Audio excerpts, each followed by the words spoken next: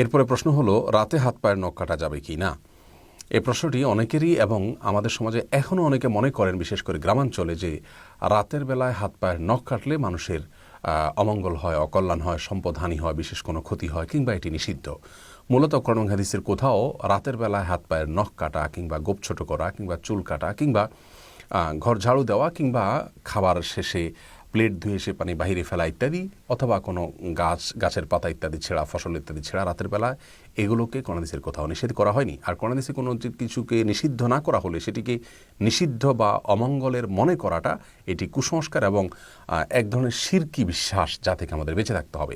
রাসূল করিম সাল্লাল্লাহু আলাইহি ওয়াসাল্লাম বিভিন্ন হাদিস থেকে আমরা জানতে পারি লা আদওয়া ওয়ালা তিয়ারাতা, এবং এ জাতীয় অনেক হাদিস রয়েছে যেগুলোর খোলাসা হলো অমঙ্গল অপয়া বলতে কোনো কিছু শরীয়তে নেই, যে অমুক কাজে অমঙ্গল, অমুক কাজে অপয়া আছে। যদি শরীয়তে সেটাকে অমঙ্গলজনক বলে আখ্যায়িত না করে, মন গড়া বিশ্বাস থেকে সেটাকে অমঙ্গলজনক মনে করাটা এটি ভ্রান্ত বিশ্বাস, যা আমাদের ইমানের জন্য ক্ষতিকর। বিধায় এই বিশ্বাস থেকে আমাদের সরে আসতে হবে।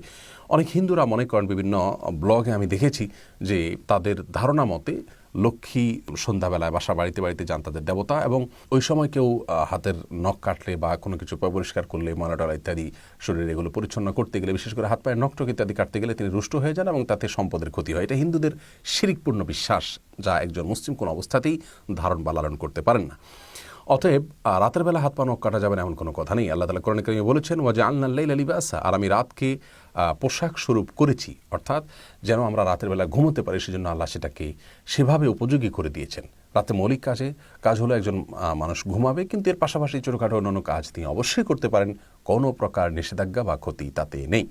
ক্ষতি আছে মনে করলে সেটি তার ইমানের জন্য ক্ষতিকর হবে। বরং একটা সময় আমাদের দেশে বা অনেক এলাকাতে হয়তো ইলেকট্রিসিটি ছিল না, যার কারণে অন্ধকারের মধ্যে চেরাগের নিভু নিভু আলোতে বা আলো আধারিতে কিংবা মোমবাতির আলোতে, স্বল্প আলোতে যদি হাত পায়ের নখ কাটতে যেত, তাহলে সেক্ষেত্রে হয়তো সেটি যথাযথভাবে হতো না বা খুব সুন্দরভাবে হতো না।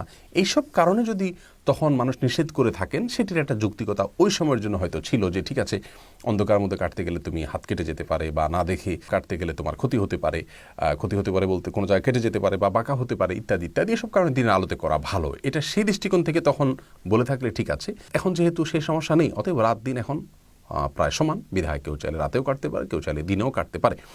বাকি রাতে কাটলে ক্ষতি হবে, এই বিশ্বাসটা কোনো সময়ের জন্যই সঠিক নয়, এটি সম্পূর্ণ ভুল ধারণা। অনেকেই বলে থাকেন যে রাতে হাত পায়ের নখ কাটলে চোখের জ্যোতি কমে যায়। আসলে ওই যে আলো আধারিতে বা অল্প আলোতে, যখন ইলেকট্রিসিটি ছিল না, তখন খুব বেশি চোখের উপরে প্রেসার দিয়ে এই সমস্ত করতে গেলে হয়তো চোখের ক্ষতি হবে, এই ধারণা থেকে তারা হয়তো বলেছেন।